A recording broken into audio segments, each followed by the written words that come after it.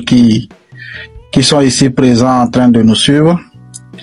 Ça fait plaisir de nous retrouver aujourd'hui et de discuter de l'avenir de notre cher pays et de voir dans quelle mesure et dans quelles circonstances on peut se joindre ou on peut joindre nos forces pour au moins essayer de voir ce qu'on peut faire pour sauver cette nation qui, je dirais, n'est pas enterrée mais oubliée dans les décombres. Je sais pas trop si on devait chercher les archéologues pour une fouille géologique afin de sortir ce pays-là de là où il est enterré. Je tiens également à remercier le frère par sa clarté, sa présentation et tout ce qu'il nous a fourni comme éléments et arguments et synthèse. Ça fait plaisir. Je vais juste renchérir un tout petit peu par quelques compléments, sinon il a résumé presque tout. Je vais un peu regarder le côté éducation et bien avant tout, il a demandé à débattre avec les éléments du pouvoir. Il faut même pas oser parce que ce sont des gens qui sont dotés d'un certain nullissime pas possible. Parce que quelqu'un qui ne connaît pas les normes de construction d'une école, vous allez débattre sur quoi? Si aujourd'hui on pose la question à quelqu'un qui défend ce gouvernement, quelles sont les normes suivant lesquelles une école devrait être construite? Je suis même pas sûr que ils peuvent fournir des réponses. Sinon, ils n'allaient pas construire ces appartements là pour abriter des élèves comme si on élevait des porcs quelque part. C'est aussi alarmant et pitoyable à la fois de voir à quel point on ne peut pas être compétent même sur un seul plan. On peut pas être compétent sur un seul plan ou dire que bon voilà, au moins d'un autre côté on peut dire qu'on ne maîtrise pas, mais ici au moins on a pu faire quelque chose. Voyez un peu. Et on va prendre des enfants qui vont étudier dans certaines conditions qui constituent des tortures psychologiques pendant 13 ans et espérer que ces enfants-là aient une mentalité où ces enfants-là développent ou innovent quelque chose demain. Des enfants qui vont étudier dans ces conditions en étant assis sur des bois pendant des années, 6 ans au primaire, 4 ans au collège, et si par malheur l'enfant tombe dans un lycée public, il sera entassé, 150 élèves par salle, la chaleur par ici. Tout ça là, ça constitue des tortures psychologiques. Et cet enfant ne peut pas sortir avec un baccalauréat, déjà un baccalauréat nul, parce qu'il ne peut rien faire. Il va juste jongler sur les notes et pouvoir s'en sortir à l'oral. Et au même moment, cet enfant a été torturé depuis ses 5 ans jusqu'à ses 17 ans. Pour quelle raison? Pour un avenir qui n'existe même pas d'ailleurs. Et donc, en regardant cet aspect, je ne sais même pas sur quels paramètres on peut soutenir ce gouvernement. Je ne sais pas. Je suis désolé, mais c'est très complexe et aussi inutile de chercher à défendre l'indéfendable. Un enseignant qui est là face à 150 élèves et il doit tenir 8 classes. Disons-nous la vérité, comment est-ce que cet enseignant-là peut être efficace? Comment est-ce que cet enseignant-là peut comprendre la psychologie, savoir quel sujet il faut aborder, savoir comment effectuer les groupes, faire des devoirs, des évaluations, des interrogations, afin que ces élèves-là puissent être efficaces à la fin de l'année? On ne peut même pas arriver à ce stade. Et si on compare l'éducation actuellement à l'ancienne éducation, à l'époque, dans une salle de classe, on avait maxi qu'à 40 élèves, 50 élèves. Et donc, les enseignants avaient la possibilité de pouvoir au moins dispenser les cours, faire des devoirs, des interrogations, des évaluations et tout, afin que les enfants puissent être efficaces à la fin d'un semestre ou d'une année. Et là, on avait maintenant des parents, au moins au CM2, qui pouvaient faire quelque chose. Mais ici, actuellement, à l'heure actuelle, qu'est-ce qu'on a comme résultat? Qu'est-ce qu'on a comme système éducatif? Le système éducatif lui-même qui se repose sur une approche pédagogique, mais disons-nous la vérité, ça c'est une contradiction en sciences de l'éducation. Un système éducatif ne se repose jamais sur une approche pédagogique.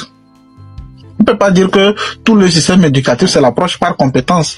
Au même moment, il existe d'autres approches pour pouvoir évaluer, comprendre, parce que en étant dans une salle de classe, on a plusieurs psychologies sur lesquelles on peut travailler et résoudre.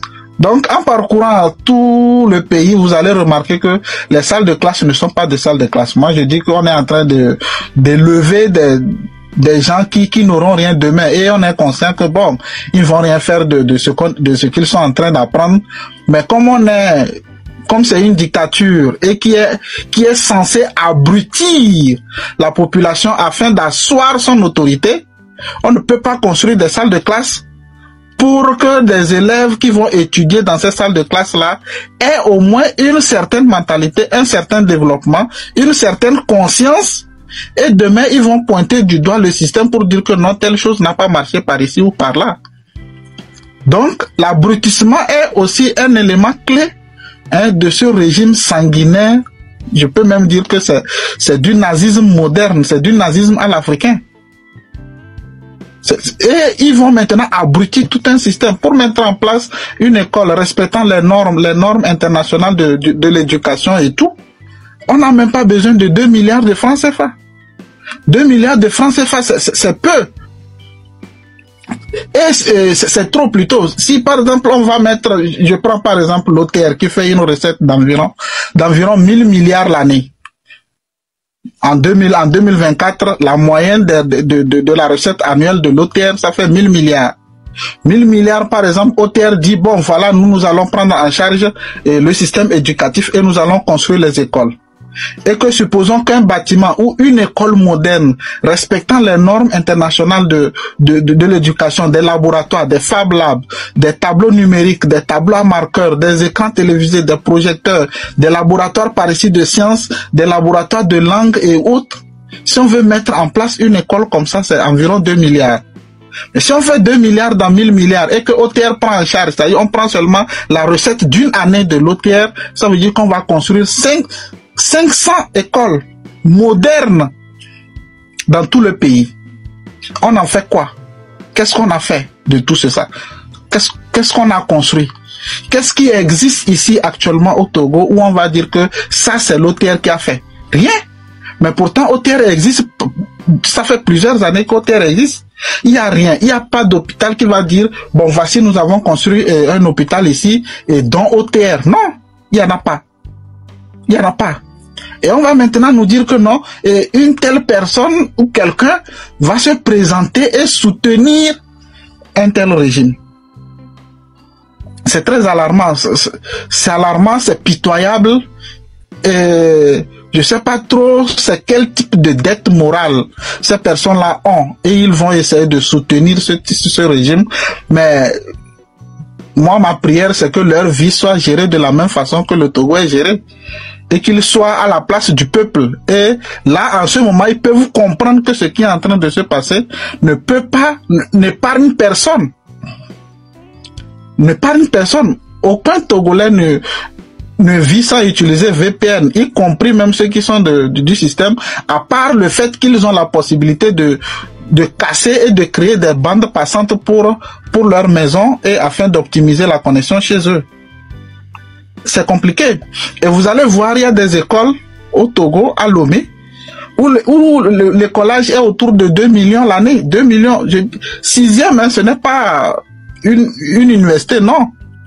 Et des gens amènent des enfants là-bas qui vont étudier de 6e en terminale et finir en France. Mais de vous à moi, quel militaire va envoyer son enfant dans une telle école? Ça, c'est un suicide générationnel. S'il envoie son enfant là-bas, c'est que lui-même un jour, bon, il sera là seulement et puis il va parler seul. Et on est là, face à un tel système, on fait comme si de rien n'était, on applaudit, on soutient, on dit non, tout marche, accordons-lui encore la chance. Combien de chances il va encore avoir? Il était venu, on a dit qu'il était jeune. Après 5 ans, on a dit, bon, il ne savait pas faire. Il a appris de ses 5 ans. Après 10 ans, on a dit, bon, actuellement, il a de l'expérience. Laissons-lui essayer. Donc, passons à 2 mandats. Accordons-lui la chance. Il va commencer son premier mandat. Il fait son premier mandat. le bilan est négatif. On dit non, c'est son premier mandat, il faut lui laisser, il va encore essayer son second mandat. Il essaie son second mandat et par miracle, il transforme le pays en un état impérial où il devient l'empereur suprême avec tous les pouvoirs possibles. Et on applaudit. On applaudit, on gesticule, on est content, comme si de rien n'était. On ne réfléchit même pas, nos enfants, quel est leur avenir. On se pose même pas la question demain, comment est-ce que ce sera. On se dit même pas, aujourd'hui, je suis là, je ne fais rien, j'ai pas d'activité, j'ai pas tel, je suis conducteur de moto, je suis conducteur de taxi, je suis gardien quelque part. Quel est l'avenir que je suis en train de projeter pour mes enfants? Et si je réfléchis en termes de projection à court terme, à moyen terme et à long terme, et je vois qu'il n'y a pas d'avenir, je cherche la cause. Et je remarque que non, la cause c'est quelqu'un qui est là quelque part et qui prend tout ce qui est comme richesse de la nation et qui s'accapare de cette richesse-là, et moi je n'ai rien. Et je sais que j'ai le pouvoir de pouvoir décider, j'ai le pouvoir de dire non, j'ai le pouvoir de faire tel. Ce que je dois faire, c'est d'utiliser ce pouvoir-là pour contrecarrer ce régime et dire non, ce qui est en train de se passer ne doit pas se passer, et qu'aujourd'hui nous sommes à l'état d'éveil et qu'on doit comprendre qu'on ne peut pas torturer un peuple jusqu'à ce point, jusqu'à la moelle épinière, où on doit laver le cerveau, l'âme, y compris l'esprit avec l'eau de Javel. On a lavé les esprits tellement que c'est tout blanc, il n'y a rien encore là-dedans. Il n'y a rien encore là-dedans. Ceux qui sont en train de bavarder partout, ils ont quelques connaissances sur la gestion d'un État. Un pays ne peut pas exister avec une route nationale numéro 1. Ça, c'est un problème. Et aujourd'hui, si les terroristes attaquent le Togo, il y a pas d'issue. Il n'y a pas d'issue. Ils vont ravager tout le pays. Pourquoi? Parce que on n'a qu'une seule route nationale numéro 1. Il suffit seulement qu'on coupe quelque part, qu'on mette des choses, qu'on gâte quelque part, c'est fini. Il n'y a plus de transition entre nord et sud. Et donc, on ne peut pas envoyer l'armée au nord pour combattre ou pour faire quoi que ce soit. Et en termes de stratégie, de guerre, on ne peut pas comprendre qu'un pays va exister dans cette médiocrité, aucune prévision, et on est content que le pays évolue. Non.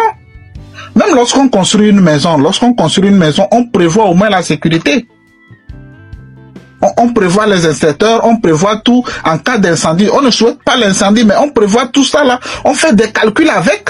Et le bâtiment existe avec ses inspecteurs, avec les escaliers de sortie, avec les ascenseurs d'évacuation, tout. Mais comment est-ce qu'un pays peut exister sans aucune sûreté, sans aucune sécurité? Et ça, c'est compliqué, c'est alarmant. C'est alarmant. Et si je vais retomber sur le problème foncier, et je vais aborder un peu le côté conséquence, ce que cela engendre comme conséquence sur la vie de chaque Togolais. Le fait qu'une personne puisse attendre 1 an, 2 ans, 3 ans, 4 ans, 5 ans, voire au-delà, sans pouvoir avoir son titre foncier. Et si un jour, cette personne-là arrive à avoir son titre foncier, commence les constructions, met tout en place, cette personne-là ne peut pas louer une chambre à 40 000 francs ou une chambre salon à 40 000 francs en pleine ville. Là, en ce moment, ça veut dire qu'il y a une conséquence directe sur le loyer, sur la location, qui impacte maintenant la population, puisque la population ne peut pas s'acquérir d'une telle location. Et donc, on sera maintenant obligé de recourir à des banlieues, à aller dormir, je sais pas trop où, dormir dans la rue. Si on a une moto, on dort dans la rue sur la moto, et le lendemain on continue par rouler et puis par transporter les gens et ainsi de suite, et la vie continue. C'est compliqué. C'est compliqué. Et la cherté, parce que lorsque tu attends 7 ans pour pouvoir avoir ton titre foncier, le prix du terrain augmente, le prix du terrain évolue. Et c'est en fonction du prix au moment, pas même au moment de l'achat, au moment de la délivrance de ce titre foncier là qu'on va te calculer les redevances sur impôt. Et là, la personne sera obligée de payer cher, de payer même plus que le prix d'achat du terrain. Et ça, c'est compliqué. C'est compliqué. Et on va maintenant voir des gens qui vont même pas pouvoir avoir le titre foncier parce qu'ils n'ont pas cette somme-là pour payer. C'est complexe. Maintenant, tu vas payer un terrain. Par exemple, à Lomé actuellement, je sais pas trop, dans les environs de Lomé, le lot, peut-être, c'est autour de 50 millions, 100 millions, quand tu trouves un terrain moins cher, ça. Disons-nous la vérité. Quel enseignant au Togo peut économiser jusqu'à 50 millions, 100 millions, acheter un terrain, construire pour dire, bon, je vais construire pour les enfants, puisque l'université à Lomé, je vais construire là. Et si un jour mes enfants descendent à Lomé pour l'université, pour faire tout ça là, ils seront chez eux et échapper au poids de la location. C'est un problème. Dans le contexte de l'entrepreneuriat, puisque si on n'arrive pas à structurer ou à régler le problème foncier, qui peut investir dans l'agriculture? Puisque pour aller investir dans l'agriculture, acheter des terres, je sais pas, 10 hectares, on va te dire peut-être un hectare est à 2 millions, tu dois acheter 10 hectares, 50 hectares, 100 hectares pour pouvoir au moins optimiser la rentabilité sur investissement. Ça pose un problème. Quel Togolais peut sortir aujourd'hui dire je dépose telle somme, je dépose telle somme sur la table, je vais investir sur 100 hectares dans telle localité. Et il sera lotissé comment? Sur quel plan? Rien. Et quand tu vas arriver, peut-être le villageois qui va te vendre, ça va te montrer les arbres. Il va te dire, tu prends tel arbre jusqu'à tel arbre, tu prends tel arbre jusqu'à tel arbre jusqu'à tel arbre. Il va te dire que ça fait 40 hectares. Or, peut-être ça n'atteint même pas 10 hectares là. Et tu es obligé de faire avec. Le jour où ça va commencer par dégénérer. Ça va commencer par dégénérer. Tu ne pourras pas justifier parce que il n'y avait même pas de mesure. Il n'y avait absolument rien. Donc, comment est-ce qu'on peut évoluer dans ce système? Comment est-ce qu'on peut investir là? On ne peut pas. Ça veut dire que à partir du moment où le problème foncier n'est pas résolu, ça veut dire qu'on ne peut pas régler le problème primaire de la vie d'un Togolais, à savoir la location, l'habitat et tout ce qui va avec. Si on ne règle pas le problème foncier dans un pays, ça veut dire que l'agriculture va poser problème, les investissements sur les terres, ça pose problème. On ne peut rien faire. Parce que aujourd'hui, c'est le foncier qui va dicter là où on doit installer les entreprises, là où on doit installer les industries, là où on doit faire tracer les routes, là où on doit faire tel, là où on doit faire tel, là où on doit faire tel. S'il n'y a pas ce problème foncier, quelle entreprise va venir pour pouvoir s'installer ici au Togo et on va dire, bon voilà, d'après le plan cadastral de notre pays, nous avons prévu que les entreprises qui vont investir en technologie et en semi-conducteurs en tel seront localisées ici. Les entreprises ou les entreprises à caractère industriel seront ici. Les entreprises à caractère tel, à caractère d'assemblage seront rassemblées ici. Les entreprises telles seront renvoyées vers le nord et ainsi de suite. C'est comme ça la gestion d'un pays. Et tout doit être structuré, dicté, contrôlé avec un plan bien précis. Avec un plan bien précis. Ici on a quoi? Rien, tout est vide. On se lève seulement un petit matin et on attend même que peut-être la maison dans laquelle tu as loué, tu vas juste te lever un petit matin, on va te dire que le propriétaire a changé. Que hier nuit, il y a eu un nouveau propriétaire et puis ils ont vendu la maison. Et c'est fini comme ça. Tu arrives dans une localité, on va venir vous dire que non, il y a eu une personne qui est venue acheter, je sais pas trop, 100 lots et que votre maison y compris. Pourquoi? Parce qu'ils ont le pouvoir, ils ont l'argent, ils ont tout. Parfois, il y a dans ce même contexte aussi des injustices.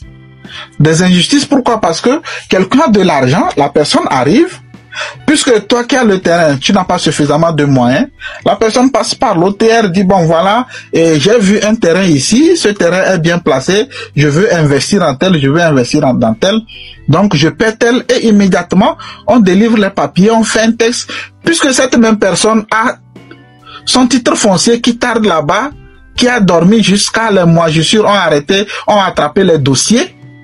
Au même moment, quelqu'un qui a le pouvoir qui arrive, on le signe rapidement les papiers, il passe juste chez le directeur en une journée, il a son titre foncier et immédiatement on va envoyer les huissiers venir écrire sur les premiers murs, travaux, arrêt des travaux et ainsi de suite. Et ça pose un problème. Ça pose un problème parce que s'il y a un gouvernement ou s'il y a un président qui n'arrive pas à gérer ses subordonnés, ce qui veut dire qu'il y a quelque chose quelque part qui manque. Ça veut dire qu'il y a une compétence qu'il a pas. Il n'est pas compétent. Parce que tu es là, tu es père de famille, tu dois dire au grand frère que ce que tu es en train de faire au petit frère, c'est pas juste. Même si tu es plus fort que lui, tu dois dire au petit frère non, tu dois respecter le grand frère et ainsi de suite. Mais si tu n'es pas en mesure de départager tout le monde, et tu es là dans un silence absolu, la maman tape qui elle veut, le père, le grand frère tape qui il veut, celui qui dit quoi non, c'est un désordre absolu. La justice, rien. Un militaire peut se lever, venir arrêter quelqu'un quelque part, sans même que le procureur de la République ne soit au courant. C'est dans quel pays ça? Et on trouve ça normal, on trouve ça légal, et on applaudit, on soutient ça. Et les gens vont même aller dire que tout ce qui se passe, ce sont des non-lieux. Arrêtons un peu. À un moment donné, il faut qu'on réfléchisse, qu'on se projette et qu'on essaie de comprendre aussi d'autres circonstances. Même si on est de la maison, on se dit que non, ce qui est en train de se passer nous affecte tous. Pas parce qu'on me donne peut-être 100 000 francs, 200 000 francs pour sortir sur un réseau, parler, qu'il y a des choses que je dois dire et je le dis, je dis ces choses-là de la façon dont je veux, peu importe à quel point ça va toucher les autres. Ces personnes n'ont aucune compétence. Moi, je le répète, ce n'est pas en 20 ans, ce n'est pas aujourd'hui qu'on va essayer de nous faire croire qu'il y a encore une chance devant ou qu'il y a encore quelque chose qu'on peut faire. Non. C'est pas aujourd'hui qu'on va encore nous faire croire qu'on va essayer d'être juste ou d'avoir une justice et apolitique, une justice assez libre pour pouvoir décider d'elle-même du sort de la population. On enferme les gens sans avoir les juger, on attrape qui on veut, quand on veut.